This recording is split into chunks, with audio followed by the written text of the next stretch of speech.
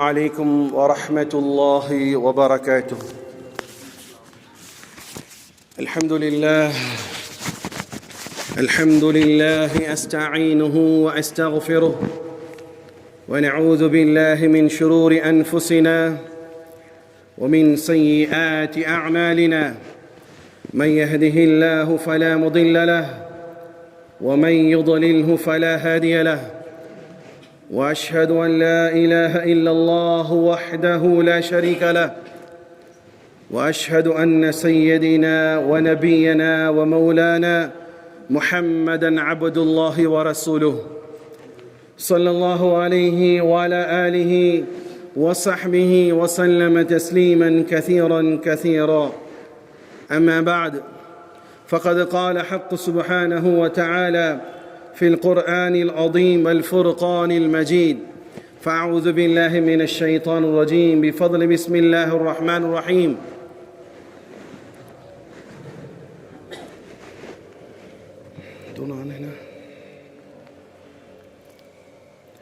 ووصينا الإنسان بوالديه حملته أمه وهنا على وهن وفصاله في عامين أن اشكر لي ولوالديك إلي المسير. صدق الله العليم. عن أبي هريرة رضي الله تعالى عنه قال: جاء رجل إلى رسول الله صلى الله عليه وسلم فقال: يا رسول الله، من أحق الناس بحسن صحابتي؟ قال: أمك. قال: ثم من يا رسول الله؟ قال: أمك. قال: ثم من يا رسول الله؟ قال: أمك. قال: ثم من؟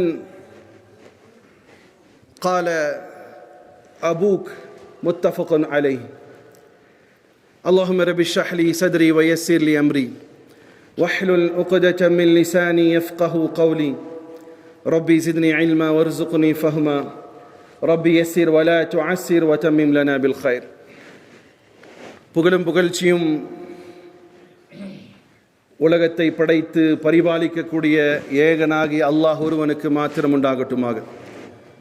சாந்தியும் சமாதானமும் இவ்வுலகை சத்தியத்தின் பால் ஈர்த்த உத்தம நபி ஸல்லல்லாஹு அலைஹி வஸல்லம் அவர்கள் மீதும், அன்னாரின் குடும்பத்தாரின் மீதும், அவர்களை முற்றிலுமாக அடிபணிந்து நடந்த சத்திய தோழர்கள் சஹாபாக்கள் மீதும், உங்கள் மீதும், என் மீதும், உலகத்தில் வாழக்கூடிய அத்துணை மக்கள் மீதும் அல்லாஹ்வினுடைய சாந்தியும் சமாதானமும் என்றென்றும் நின்று நிலவட்டுமாக. பிரியமான சகோதரர்களே, சமருடைய காலகட்டம். பிள்ளைகளோடு பெற்றோர்கள் 1.5 மாதம் 1 மாதம் அவர்களோடு பின்னி பிணங்கி இருக்கக்கூடிய காலகட்டம். இந்த தருணத்திலே பெற்றோர்களுடைய விஷயத்தை பெற்றோர்கள் சொன்னால் புரியாது, பெற்றோர்களை போல நல்லுள்ளம் கொண்ட மார்க்க அறிஞர்கள், குடும்ப உறவினர்கள், சத்தியவான்களிடத்திலே உங்களுடைய பிள்ளைகளை அழைத்து சென்று உங்களுடைய பிள்ளைகள் உங்களை கண்ணியப்படுத்தக்கூடிய உபதேசங்களை செய்யும்படி சொல்லுங்கள். 1. 2வது, நாமும் நம்முடைய பெற்றோருக்கு செய்ய வேண்டிய கடமைகள் அல்லது செய்து விட்டோமாங்கிற உணர்வு ஒவ்வொரு நேரம் வரணும். வெஸ்டர்ன் கலாச்சாரத்தினுடைய மிக பெரிய விஷயம் சொன்னால் என்ன டேஸ் வச்சிருக்கிறான்? அடுத்தவன் பிள்ளையை இழுத்துட்டு போகிறதுக்கும் டேஸ் வச்சிருக்கிறான், மதர்ஸ் டேவும் வச்சிருக்கிறான், இல்லையா? அப்போ டேஸ் இருக்கும்.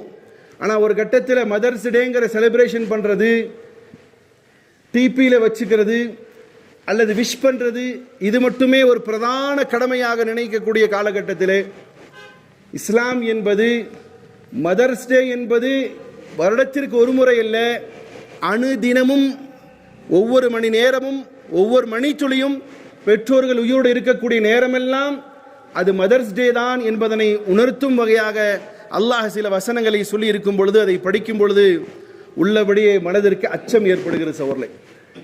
ஏன்னா எல்லாருமே தன்னுடைய தாயால் தான் வந்திருப்பீர்கள். யாராவது மடுக்க அம்மா எல்லாம் வந்திருக்குன்னு சொல்லிட்டு கொஞ்சம் நிதானமாக இந்த நேரத்தில் சிந்தித்து பாருங்கள். தாயிடம் துவா வாங்கியவர்கள் எத்தனை நபர்கள், தாயினுடைய பதுவாவுக்கு ஆளானவர்கள் எத்தனை பேர்?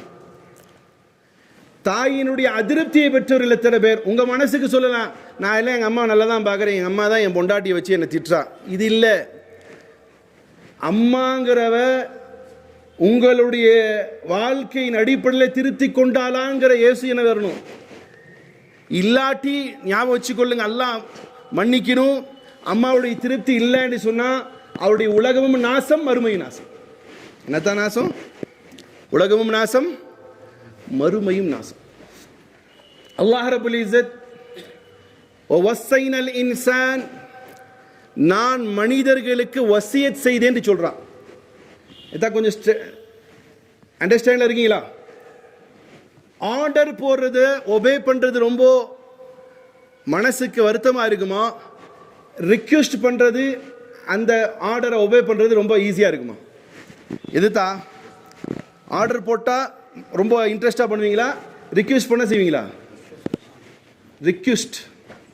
காரணம் என்னன்னா, ஏய் தண்ணி எடுத்து கொடுறா அப்படின்னு சொல்லி நீங்க கேட்குறீங்க, என்ன செய்வான்? போட்ட அப்படிங்குவான். தம்பி கொஞ்சம் தண்ணி தர்றீங்களா அப்படின்னு என்ன செய்வான்?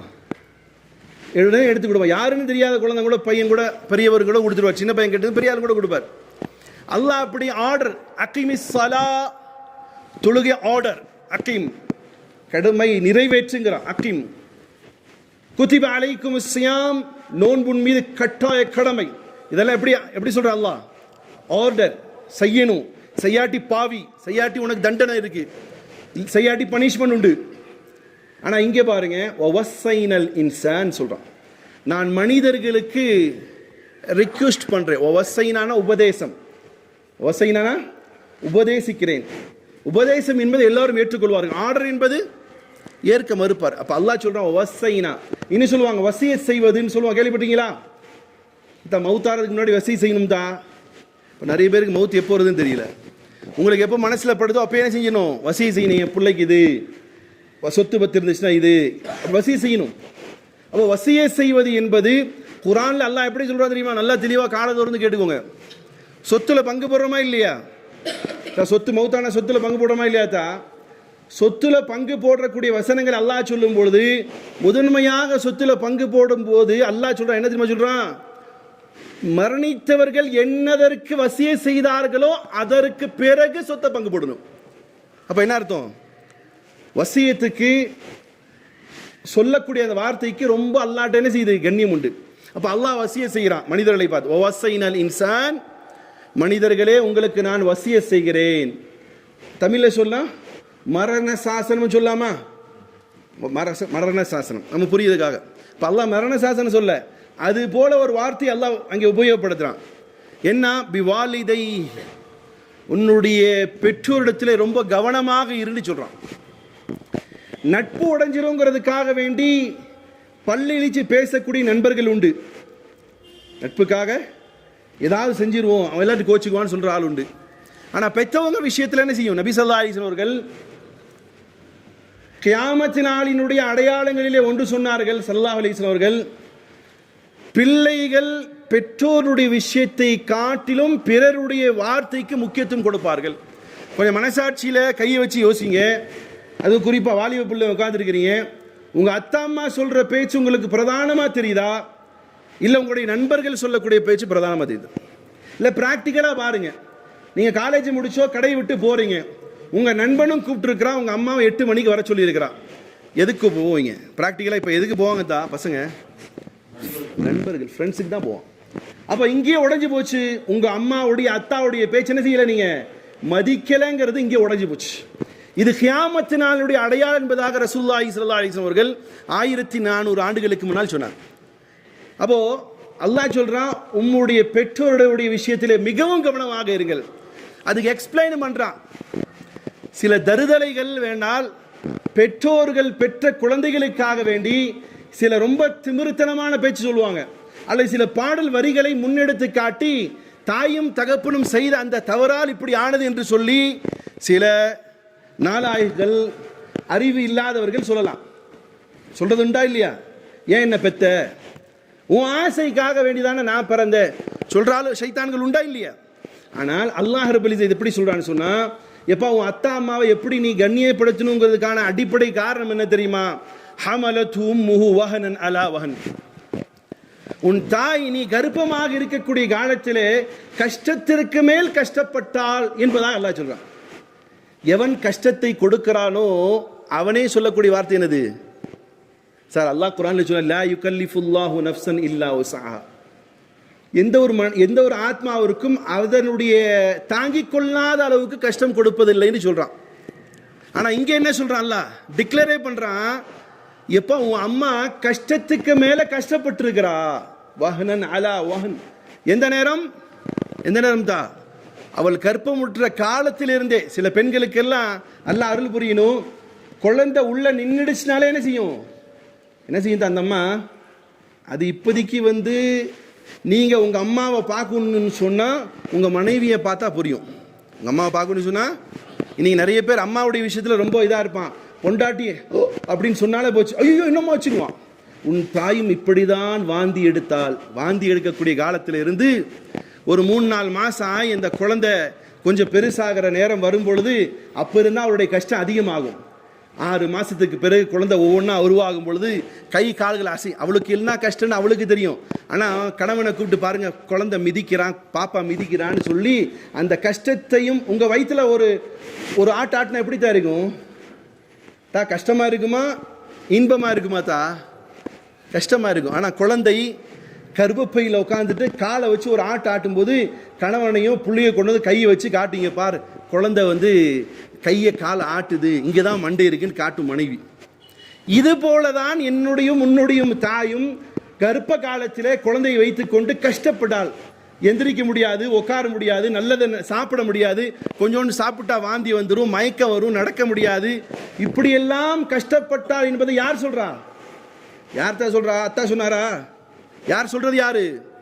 புரியுதா இல்லையா? யார் சொல்றா?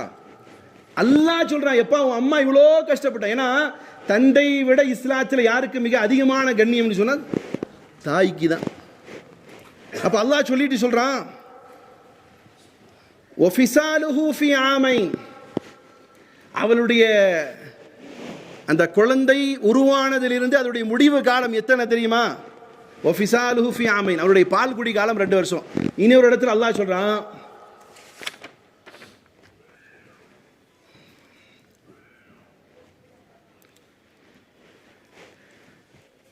حملته أمه كرها ووضعته كرها وحمله وفصاله 30 شهرا. அவருடைய கர்ப்பமுற்ற காலத்திலிருந்து குழந்தைக்கு பால் கொடுக்கக்கூடிய காலம் 30 மாதங்கள் சொல்றான். அப்ப என்ன எத்தனை மாசம், எத்தனை வருஷம் பால் கொடுப்பாங்க? எத்தனை வருஷம் பால் கொடுக்கணும்? தாய் எத்தனை வருஷம் கொடுக்கணும்?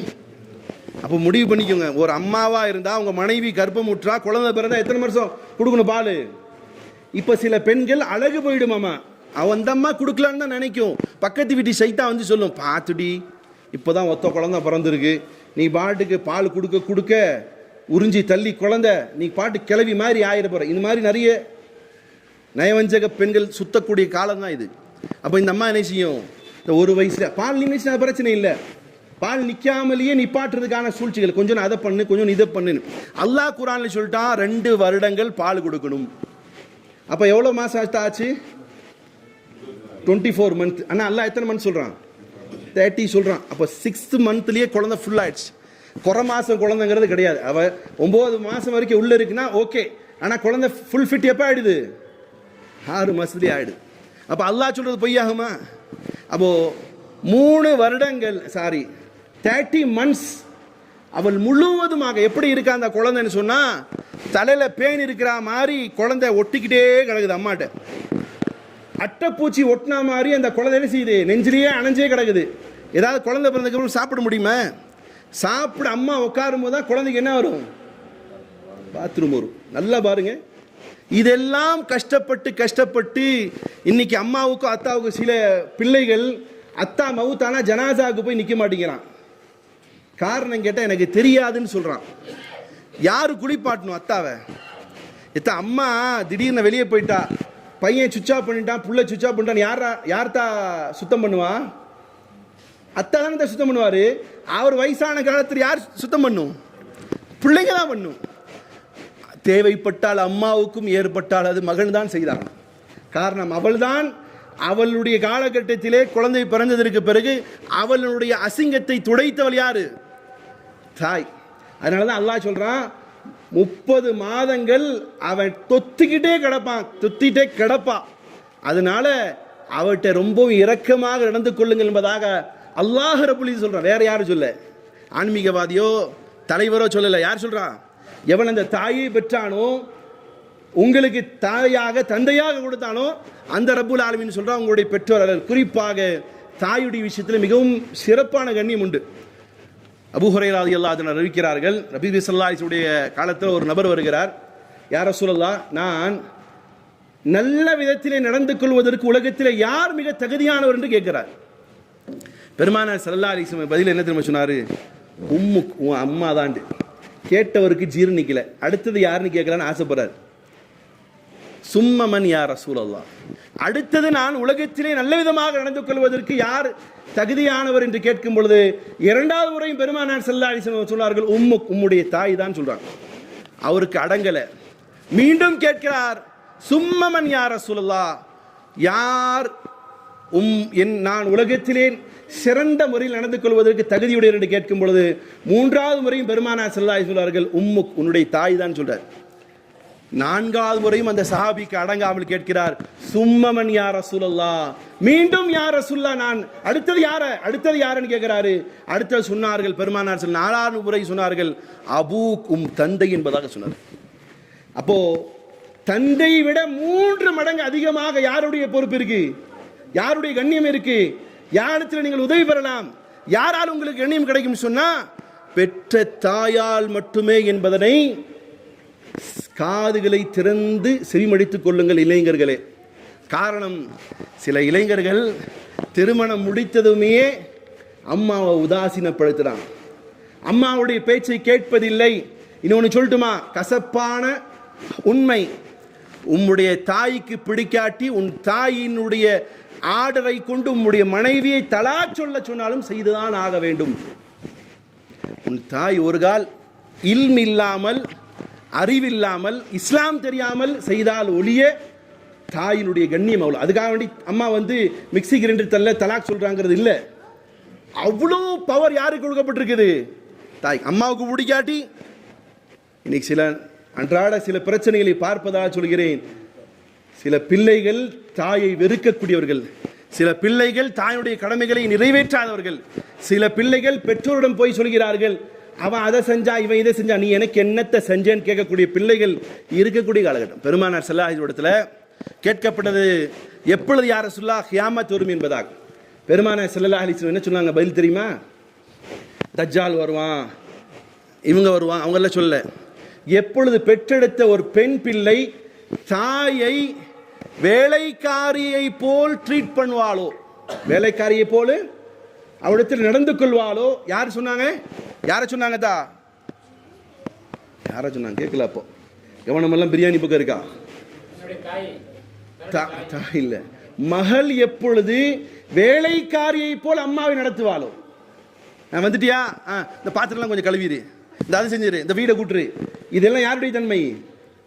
வேலைக்காரியை போல் தாயை நடத்தக்கூடிய மகள் எப்பொழுது வருவாளோ நீங்கள் முடிவு செய்து கொள்ளுங்கள் கியாமத் நெருங்கிவிட்டது என்பது. ஆனால் பெருமானார் ஸல்லல்லாஹு அலைஹி வஸல்லம் அவர்கள் ஒரு முறை சொல்கிறார்கள், எப்படியெல்லாம் தாயை கண்ணியப்படுத்த வேண்டும் என்பதை. நபி ஸல்லல்லாஹு அலைஹி வஸல்லம் சொல்றாங்க, நான் இஷாவினுடைய தொழுகை தொழுது வைக்கணும். எப்படிதான் இன்னைக்கு அம்மா கூப்பிட்டானா உடனே பதில் சொல்றதுக்கு நம்ம கொஞ்சம், அதனால தான் சொல்லுவோம், வலா தகுல் லஹுமா உஃப், வலா தகுல் லஹுமா உஃப். உஃப்னா என்ன அர்த்தம்? சவுண்டு தான் தஃப். எப்போ வரும்? சி சொல்றோமா இல்லையா? இப்படி என்ன அர்த்தம்? பிடிக்காத ஒரு செயல் நடக்கும், இது அல்லாஹ்வே ஆக்கி வச்சிருக்கிறான். ஏன்? உன்னுடைய பெற்றோர்கள் அல்லாஹ் நாடினால் உனக்கு பிடிக்காத சில செயல்கள் செய்வார்கள், அது நடக்கும். உன் தாய் பாத்ரூம் போய் கிடப்பா, உன் அம்மா உன்னை சும்மா தொணன்னு கூப்பிட்டு கட்டிப்பா, உங்கள்கிட்ட சண்டை கூட வரலாம். அப்போதான் என்ன செய்யும்? எல்லா அம்மாவும் கட்டியும் போய் சீச்சின்னு சொல்ற மாதிரி சிச்சுவேஷன் இருக்காதா? அப்போ அவர்களுக்கும் வயசாகும், அவர்களும் உன்னிடத்தில் எப்படி நடந்து கொள்வார்கள்? நீ சீன்னு சொல்ற மாதிரி நடந்துக்குவார்கள். அல்லாஹ் அதான அர்த்தம். புரியுதா தாயா? சீச்சின்னு சொல்லாதீங்கன்னா என்ன சீச்சின்னு சொன்னா என்ன அர்த்தம்? ஒரு நேரம் வரும், அந்த சீண்டு சொல்லக்கூடிய சிச்சுவேஷன் உங்களுக்கு வரும். அந்த சிச்சுவேஷன் வரும்போது என்ன செய்யக்கூடாது? சீண்டு சொல்லிடக்கூடாது. அம்மாவை என்ன செய்யணும், அத்தாவை என்ன செய்யணும்? சீண்டு சொல்லாமல் சிரிச்சுக்கிட்டே தேவைப்பட்ட மாஸ்க் போட்டுக்கிட்டு என்ன செய்யணும்? பெற்றோருக்கு உபகாரமாக இருக்கணும். இது யார் சொல்றது? யார் சொல்றாத்தா? அல்லாஹ் சொல்றான். அதனால பிரியமான சகோதரர்களே, கீழே இருக்கக்கூடிய சகோதரிகளே, தாயுடைய தந்தையுடைய விஷயத்தில் மிகவும் கவனமாக இருக்கணும். எந்த அளவுக்கு ரசூலுல்லாஹி ஸல்லல்லாஹு அலைஹி வஸல்லம் அவர்கள் தந்தை தாயுடைய விஷயத்துக்கு கவனம் செலுத்த இந்த உம்மத்திற்கு கட்டளையிட்டான்னு சொன்னா, நபி ஸல்லல்லாஹு அலைஹி வஸல்லம் சொன்னாங்க, நான் தொழுகை வைத்துக் கொண்டு இருக்கணும், அதுவும் இஷாவுடைய தொழுகை வைத்துக் கொண்டு இருக்கணும். என் தாய் அறையிலே அமர்ந்து கொண்டு முஹம்மத் என்ன சொல்லணும்? என்ன சொல்லணும்? முஹம்மத் அப்படின்னு என் அம்மா என்னை கூப்பிடணும். நான் தொழுகை வைத்துக் கொண்டிருக்கக்கூடிய தொழுகையை முறித்து விட்டு லப்பைக யா உம்மி, அம்மா நான் வந்துட்டேன் அம்மா சொல்லுமாடி சொல்லணும். யார் விரும்பினா? தொழுகக்கூடிய தொழுகை என்னது? ஃபர்துடைய தொழுகை. முறித்து கொண்டு போக வேண்டும் என்று ஆசைப்பட்டவர் யார்? ரஹ்மத்துல் ஆலமீன், உலகத்திற்கு அருட்கொடையாக இருந்த பெருமானார் ஸல்லல்லாஹு அலைஹி சொல்றாங்க, என் அம்மாவுக்கு நான் அப்படி படிவிலை செய்யணும். நபி ஸல்லல்லாஹு அலைஹி வஸல்லம் அவர்கள் சொல்கிறார்கள், பெருமானார் ஸல்லல்லாஹு அலைஹி சொல்கிறார்கள், மேராஜுடைய பயணத்தின் பொழுது ஒரு இடத்துல சப்தம் கேட்கிறது, குர்ஆன் ஓதக்கூடிய சப்தம். சொர்க்கத்தில் போய் யாராவது குர்ஆன் ஓதுவாங்களா? ஓதுவாங்களா? ஓத முடியாது, ஓத தேவையும் இல்லை. அதனால இங்கே ஓதிக்குங்க. ஓத தேவையில்லை, என்ன செய்யுங்க, இங்கே கிடைக்கும் போது ஓதிக்குங்க. நபி அப்படியே சொர்க்கத்தை வலமிட்டு வரும்பொழுது ஒரு சப்தம் கேட்கிறது, குர்ஆனுடைய சப்தம். ஆச்சரியத்தோடு கேட்கிறார், யார் உட்கார்ந்து இங்கே ஓதிக்கொண்டு இருக்கிறார்? பெருமானார் ஸல்லல்லாஹு அலைஹி வஸல்லம் சஹாபா, இது மலக்குமார்கள் பதில் சொன்னார்கள். ஜிப்ரீல் அலைஹிஸ்ஸலாம் சொன்னார்கள், இவர் ஓதக்கூடியவர் யார் சொன்னா நுஅமான், ஹாரிஸ் பின் நுஅமான் ரலியல்லாஹு அன்ஹு. யார் பேரு? ஹாரிசா பின் நுஅமான் ரலியல்லாஹு அன்ஹு சொல்லக்கூடிய சஹாபியுடைய சப்தம் இது. அவர் மவுத் ஆகலையே, அவர் மதீனால இருக்கிறாரு, அவர் சப்தம் இங்கே எப்படி கேட்குதுன்னு கேட்கிறான். ஆம், அவர் கீழே ஓதிக்கொண்டு இருக்கிறார், அவருடைய சப்தம் என்ன செய்யுது? வானத்திலே கேட்கிறது. அது எப்படிங்க? ப்ளூடூத் சிஸ்டம் கொடுத்துருப்பாங்களா? இப்போ கொஞ்சம் சவுண்டு கம்மியாக இருந்தால் நான் மேலே இங்கேயும் பார்க்குறேன், என்ன கொஞ்சம் உள்ள சவுண்ட் இருக்கா இல்லையா? இங்கே உலகத்தில் ஓதக்கூடியவருடைய அந்த குர்ஆனுடைய சப்தம் 7 வானம் கடந்து சொர்க்கத்திலே கேட்கிறது என்று சொன்னால் என்ன காரணம் என்பதாக நபி ஸல்லல்லாஹு அலைஹி வஸல்லம் கேட்கிறார்கள். சொன்னார்கள் பெருமானார் ஸல்லல்லாஹு அலைஹி வஸல்லம், இவர் தாயினுடைய கண்ணியம் அவ்வளோ செய்வார், உபகாரம் செய்வார். எப்படியாப்பட்ட உபகாரம் சொன்னா, நீங்க கட்டிட்டு வந்த மனைவி இடத்துல ரிக்வெஸ்ட் பண்ண, என் அம்மாவை பார்த்துக்கணும். சில பேர் திருமண பந்தத்திலே சொல்லக்கூடிய வார்த்தை என்ன தெரியுமா? என் அம்மாவை பார்த்துக்கணும் கண் கலங்காம. அப்படி ஒன்றும் எந்த மார்க்காரிங்க இடத்துல கேளுங்க. உங்களுடைய அதுக்காக கீழே கேட்டுட்டு இருக்கிற பெண்கள் போயிட்டு மாமியாடு சண்டை போட்டுறாதீங்க. எந்த தாயையும் கவனிக்க வேண்டிய பொறுப்பு, மாமியாரை கவனிக்க வேண்டிய பொறுப்பு மருமகளுக்கு கிடையாது, இஸ்லாம் சொல்லுது. ஆனா ஞாபகம் வச்சுக்கோங்க, நீங்களும் ஒரு காலத்தில் மாமியால தான் ஆக போறீங்க. அன்னைக்கு உங்களுக்கு ரிவிட் அடிக்க மருமகளுகள் வரதான் போகிறார்கள். அப்போ உங்களை அம்மா மாதிரி பார்த்துக்கணும், இப்போ உங்க மாமியா அம்மா மாதிரி பாரு. பெருமானார் ஸல்லல்லாஹு அலைஹி வஸல்லம் இதில் சொல்லப்படுது, என்ன காரணம்னு கேட்கும் பொழுது, நுஅமான் பின் ஹாரிசா பின் நுஅமான் ரலியல்லாஹு அன்ஹு அவர்கள் மனைவி விட்டு சொல்றாங்க, இது மை ப்ராப்பர்ட்டி. யாரு? அம்மா என் ப்ராப்பர்ட்டி, அதனால நீ இதை தொடணுங்கிற அவசியம் கிடையாது. அவரே குளிப்பாட்டுவார் தாயை, அவரே சீவி விடுவார், அவரே சமைப்பார் தாய்க்காக வேண்டி, தாயினுடைய துணியை அவரே துவைப்பார். கொஞ்சம் யாராவது கை தூக்கம் பார்க்கலாம் இன்ஷா அல்லாஹ். உங்க அம்மாவுடைய துணி அத்தாவுடைய துணி துவைச்சால் யார்? அதுக்கு தான் இருக்கே வாஷிங் மிஷின். வாய்ப்பு கிடைச்சா துவைச்சு வைங்க. நோமானோட நம்மளும் இன்ஷா அல்லாஹ் சொர்க்கத்துக்கு போகலாம். அவரே தன் தாயினுடைய துணியை கையால் கழுவி சுத்தப்படுத்தி சமைத்து ஊட்டி விடுவாராம். அந்த காரணத்தினால் அல்லாஹ் ரப்புல் இஸ்ஸத் மதீனாவிலே அமர்ந்து ஓதக்கூடிய குர்ஆனுடைய வசனத்தை சொர்க்கலோகத்திலே கேட்க வைத்தான் சொன்னால் சகோதரர்களே, அவ்வளோ கண்ணியம் யாருடையது? மூசா ரலியல்லாஹு தஆலா, மூசா அலைஹிஸ்ஸலாத்து வஸ்ஸலாம் அவர்கள் தூர் சீனாய் மலையிலே போய் யாரோடு பேசுவார்? நண்பர்களோடு பேசுவார் இல்லையா? யாரோடு பேசுவார்? நண்பரோடு பேசுவார். அவருடைய நண்பர் யார்? அல்லாஹ். அல்லாஹ்வோடு பேசுவார். ஒரு நாள் வந்தது, அல்லாஹோடு பேசுவதற்காக தூர் சீனாய் மலைக்கு செல்கிறார் மூசா அலைஹிஸ்ஸலாத்து வஸ்ஸலாம். அங்கிருந்து ஒரு சப்தம் வருது, மூசாவை இத்தனை காலம் பேசியது வேறு, இதற்கு பிறகு பேசுவது கொஞ்சம் கவனமாக பேசுங்கள். இத்தனை நாள் பேசுனது எப்படி பேசுவார்? அல்லாட்ட பேசுகிற மாதிரி பேசுவார். சார் அல்லாஹ் கேட்டது என்ன? மூசா அலைஹிஸ்ஸலாத்து வஸ்ஸலாம் உங்கள் கையில் என்ன இருக்குன்னு கேட்குறாரு. என்ன சொல்லணும்? நம்ம உங்கள் ஒரு மேலே இருக்கக்கூடிய ஒரு ஆசிரியர் அல்லது உங்களுடைய தலைவர் உங்கள் கையில் இருக்க என்னன்னு கேட்டால் என்ன சொல்லுவீங்க? கையில் என்ன கட்டியிருக்கேன்னு கேட்டால் வாட்ச், இது ரோலக்ஸ் வாட்சுங்க, இது இப்படி கட்டுங்க, இப்படிலாம் சொல்லுவீங்களா? ஏன்னா பெரிய இடத்துல நிற்கிறோம், வாட்சுங்க அப்படின்னு சொல்லிடும். அப்போ அல்லாஹ் கேட்குறான் உங்கள் கையில் இருக்கிறது என்னன்னு கேட்குறான். என்ன சொல்லுவார் பதில்? இது குச்சிங்க, இதில் தாங்க இலைத்தலைகள்லாம் பிச்சு போடுவேன், தூக்கம் வந்தால் கொஞ்சம் தூங்கிக்குவேன், இப்படிலாம் சொல்கிறார். யார்கிட்ட சொல்கிறாரு? அப்போது எப்படி பேசுகிறாரு? அல்லாட்ட பேசுகிற மாதிரி, நண்பன்கிட்ட பேசுகிற மாதிரி பேசுகிறார். இப்போது மூசா அலைஹிஸ்ஸலாத்து வஸ்ஸலாம் அசரீர சப்தம் வருது. இத்தனை நாள் பேசியது போன்று இப்பவும் பேசாதீங்க. காரணம், இன்று உம்முடைய தாய் உங்களுக்கு துவா செய்வதற்கு இல்லை. உடைய தாய் என்ன காரணம்? மூசா அலைஹிஸ்ஸலாம் எப்பெல்லாம் அல்லாஹ்வை பார்க்க போகிறாரோ அப்பொழுதெல்லாம் அம்மா உட்காந்து துவா செய்யுமாம்மா. என்னாட்டு? யா அல்லாஹ், என் புள்ள உன்னை பார்க்க வராரு, கொஞ்சம் அப்படி இப்படி பேசினாலும் கண்டுக்காத, மன்னிச்சிடு. என் புள்ள கொஞ்சம் நிறைய பேசுகிற புள்ள, உன்னுடைய கண்ணியத்தில் ஏதாவது பேசிட போகிறாரு, அதனால அல்லாஹ் உங்கள்கிட்ட வந்து பேசுகிற புள்ள கொஞ்சம் அப்படி இப்படி பேசினாலும் மன்னிச்சிடுன்னு சொல்லி யார் சொல்லுவார்? யார் சொல்லுவார்? அப்போ நபியாக இருந்தாலும் கூட அவருக்கும் அவருடைய தாயினுடைய துவா தான் வேணும். அவர் நபி தான், ரஹ்மத் தான், மாற்று கருத்துக்கே இடமில்லை. அவருடைய தாயினுடைய பொருத்தம். ஜீசஸ் ஈசா அலைஹிஸ்ஸலாத்து வஸ்ஸலாம் அவர்களுக்கு அல்லாஹ் ஃபஸ்ட்டா சிறு குழந்தையாக இருக்கும்போது ஜீசஸ் ஃபஸ்ட்டு பேசின என்ன வார்த்தை? ஈசா அலைஹிஸ்ஸலாம் பேசினது என்ன? என் தாயின் மீது நான் உபகாரமாக இருக்கும்படி இறைவனாகி அல்லாஹ் கட்டளையிட்டு இருக்கிறான்னு சொல்ல. அப்போ ஒரு நபியாக இருந்தாலும் கூட, நபிக்கும் கூட அவருடைய வளர்ச்சிக்கு, அவருடைய ஆளுமைக்கு, அவருடைய துணைக்கு, அல்லாஹ்வே அவருக்கு துணையாக நிற்பதற்கு யாருடைய துவா வேணும்? தாயினுடைய துவா வேணும்.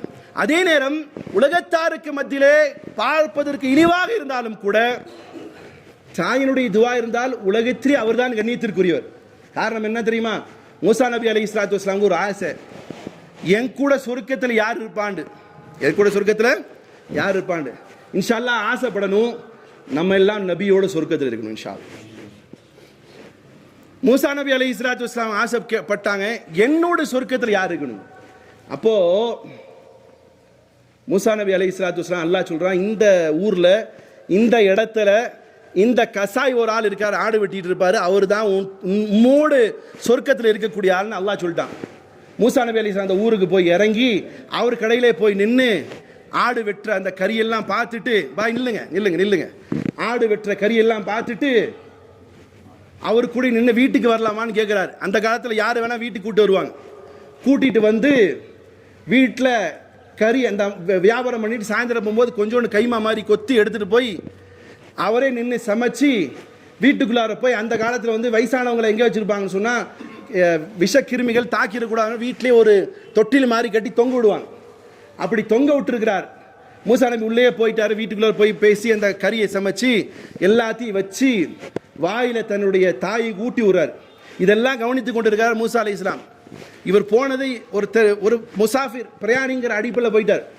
அம்மாவுக்கு எல்லாம் ஊட்டி விட்டதுக்கு பின்னாடி ஏதோ அம்மா பேசுகிறாங்க, இவர் கேட்கல. அப்போது அந்த கறி வெட்டக்கூடிய நபரிடத்தில் மூசா நபி அலைஹிஸ்ஸலாம் கேட்குறாங்க, என்னமோ அம்மா சொல்கிறாங்களே என்னான்னு கேட்குறாங்க. அந்த அம்மா பாவங்க, வயசான காலத்தில் புலம்பிகிட்டே இருக்கும், அதை விடுங்கத்தா, நீங்களும் சாப்பிடுங்க, வாங்க சாப்பிட்லாங்கிறார். அம்மாவுக்கு ஃபஸ்ட்டு ஊட்டிடணும். ஃபஸ்ட்டு மனைவி சாப்பிட்டாலும் கேட்கக்கூடாதா? வாலிப பிள்ளைகளை யாருக்கு ஊட்டணும்? அம்மா சாப்பிட்ட பின்னாடி தான் நீங்கள் சாப்பிடணும்.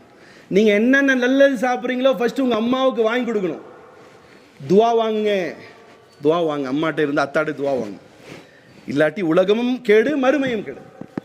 இப்போ அம்மாவை ஊட்டி விட்டு அப்போ அந்த அம்மா சொல்கிறாங்க, என்னமோ சொல்கிறதுக்கு என்ன தான் சொன்னாங்க, அதெல்லாம் வேண்டாத்தா, அந்த அம்மா ஏதோ சொல்லுது, அதெல்லாம் சாத்தியப்படுமாத்தான். இல்லை என்ன சொன்னாங்க சொல்லுங்கள். அந்த அம்மா பாவம் என்ன சொல்லுதுன்னா, அல்லாஹ் உன்னை மூசா நபியோட சொர்க்கத்தில் இருக்க சொல்லி துவா செய்துத்தா, பாவம் அது என்னமோ செய்து, நான் எங்கேத்தா கறிகடைக்கார கசாய் பய, மூசா எங்கே தான் ஒரு இறை தூதர், அவரும் நம்மளும் ஒன்றா முடியுமா தான் யார் சொல்றா? யார் சொல்றா? கரிகடகாரர் சொல்றார், உண்மையாகிவிட்டது, அல்லாஹ் உன் தாயினுடைய துஆவை கபூல் செய்து விட்டான், நான் தான் மோசஸ் என்று அழைக்கப்படக்கூடிய மூசா நபி. உன் தாயினுடைய துஆவை அல்லாஹ் கபூல் செய்து விட்டான். அல்லாஹ்விடம் கேட்டேன், என் சொர்க்க தோழன் யார் என்று, இன்று நான் வந்து பார்க்க வந்திருக்கேன், உன் தாயினுடைய துஆ கபூலாகிவிட்டது.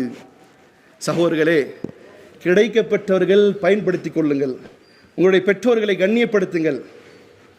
உங்களுடைய பெற்றோர்களுடைய கண்ணியம்தான் உங்களுடைய வாழ்க்கைக்கு மிக சிறந்தது. என்னுடைய தாயும் இருந்தார், போன வாரம் மவுத்து.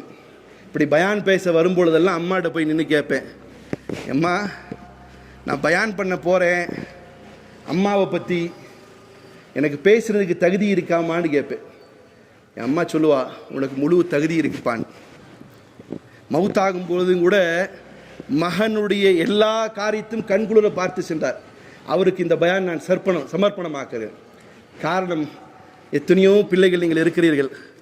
உங்களுடைய தாய் அவள் இருக்கக்கூடிய காலத்திலே அவரிடத்திலேருந்து எவ்வளோ துவாக்களை பெற முடியுமோ பெற்றுக்கொள்ளுங்கள். போயிட்டா அல்ல அத்தா போயிட்டாருன்னு சொன்னால் திரும்ப கிடைக்காது. என்னுடைய உஸ்தாத் சொல்லுவார், மக்கால் இருக்கிறாரு காரி அஸ்லம் சாப், எப்படி அத்தாவையும் அம்மாவையும் சந்தோஷப்படுத்தணும்னு தெரியுமாண்டு. அம்மாவை காசு கொடுத்து சந்தோஷப்படுத்தணுமாம்மா. அம்மா எப்படி சந்தோஷப்படணும்? சம்பாரிச்சதுமே புள்ள போயிட்டு நிறைய காசு கொடுக்கணுமாம்மா. அம்மாவுக்கு உலகத்தை பேல கொஞ்சம் ஆசை அதிகம். எல்லா அம்மாவுக்கும் காசு கொடுத்து சந்தோஷம் பண்ணணும். 20, 30 திரும்ப திரும்ப மறைச்சி, பொண்டாட்டியை மறைச்சி கொண்டு போய் கொடுக்கணும். எல்லாம் பொண்டாட்டி என்ன செய்ய மாட்டா, அம்மாட்ட காசு கொடுக்க ஜீர்ணிக்காது, மறைச்சி கொடுக்கணும், நேரடியாக கொடுக்கணும், பேங்க்கில் போட்டு கொடுக்கணும். இப்படி அம்மாவுக்கு என்ன செய்யணும்? காசு கொடுத்தா சந்தோஷமாகும். ஏன்னா அம்மா தான் சேர்த்து வைக்க ஆசைப்படுவா, உங்களுக்கே திருப்பி கொடுப்பா. அத்தாவை எப்படி நம்ம சந்தோஷப்படுத்தணும்? சபைகளில் நின்று கண்ணியப்படுத்துவது. நீங்கள் அத்தாட்ட போய் நீங்கள் சம்பாரிச்சு 1 லட்ச ரூபா கொடுங்க, டே என்னடா நீ என்ன எனக்கு கொடுக்குற, நான் பார்க்காத காசு அடாங்குவார். அத்தாவை எப்படி கண்ணியப்படுத்தணும்? சபையில் நிற்கும்போது முகமது இப்ராஹிம் சாப் அவருக்காக 5000 ரூபா பணம் கொடுக்குறேன்னு பள்ளியாசில் மகன் சொல்லார். என்ன செய்வார்? அந்த ஒரு என் பிள்ளை பாரு என் பேரில் கொடுக்குறான், இது கண்ணியம். அத்தா முன்னாடி நிற்கும் போது கை கட்டி நிற்கிறார் மகன், இது அத்தாவுக்கு கொடுக்குற கண்ணியம். அத்தாவுக்கு காசு கொடுத்தா கண்ணியம் இல்லை, அம்மாவுக்கு காசு கொடுப்பதில் மூலமாக கண்ணியம் என்பதாக என்னுடைய உஸ்தாத் சொல்வார். அதனால் பிரியமான சகோதரர்களே, பெற்ற தாயை தந்தையை இருக்கக்கூடிய காலத்திலே கண்ணியப்படுத்துங்கள். நீங்கள் சொர்க்கம் செல்வதற்கு அல் ஜன்னத்து தஹ்த அக்தாமில் உம்மஹாத், நீங்கள் சொர்க்கம் அடைய வேண்டும் என்றால் உம்முடைய தாயினுடைய காலடியில தான் இருக்கிறது. இப்போ காலை தூக்கி பார்க்கறது இல்லை, அம்மா காலை பிடிச்சிட்டே கிடக்கணும், அம்மா எது சொல்றாலோ கேட்கணும். அப்படி கேட்டால் ஒளிய சொர்க்கம் கிடைக்கும். இல்லை அம்மாவை காலால மிதித்தவர்கள் நரகம் செல்வதற்கு தயாராகி விடுங்கள். அம்மாவினுடைய அத்தாவினுடைய சாபத்திற்குள்ளானவர்கள் நரகம் செல்ல தயாராகி விடுங்கள். அம்மாவுடையத்திலே உலகமே உங்களை ஏசினாலும் பரவாயில்லை, பெற்றோரிடத்தில் நீங்கள் கண்ணியமாக இருந்து விட்டால் நீங்கள் இந்த உலகத்திலே முடிவு செய்து கொள்ளுங்கள், நீங்கள் சொர்க்கவாதி என்பதாக. அல்லாஹ் என்னையும் உங்களையும் சொர்க்கவாதியாக பெற்றோருடைய கண்ணியத்தை பெற்றோருடைய கடமைகளை நிறைவேற்றியவர்களாக அல்லாஹ் ஆக்கட்டும். அகூலி கௌலி ஹாதா அஸ்தக்ஃபிருல்லாஹ் லி வ லக்கும். ربنا آتنا في الدنيا حسنة وفي الآخرة حسنة وقنا